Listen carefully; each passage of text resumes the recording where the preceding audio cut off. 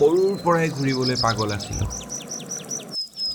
জীৱনৰ 25টা বছৰ খতম হ'ল, বাট ঘূৰি ফুৰি নতুন প্লেচত গৈ যিমান শান্তি পালোঁ, তাতকৈ বেছি মই বেলেগ ক'তোৱে নাপালোঁ। ভাল লাগে নতুন মানুহ চিনাকি হৈ, ভাল লাগে কথা পাতি, ভাল লাগে নতুন প্লেচেছ গৈ। তেনেকেই বহুত প্লেচেছ গ'লোঁ, ঘূৰিলোঁ। এটাই ড্ৰিম আছিল, 30 ক্ৰছ হোৱাৰ আগতে ইণ্ডিয়াখন চাই শেষ কৰিম। তাৰপিছত জীৱনত বেলেগ কথাবিলাক ভাবিম।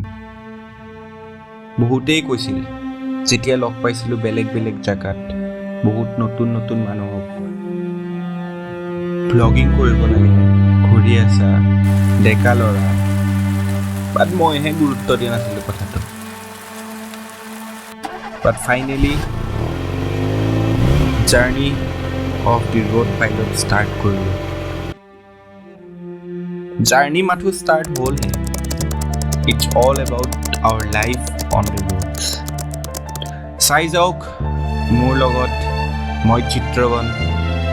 এতিয়াৰে পৰা আপোনালোকৰ বাবে নতুন নতুন ভিডিঅ' লৈ মই আহিম দ্য ৰোড পাইলটত। ছাপোৰ্ট কৰি যাওক।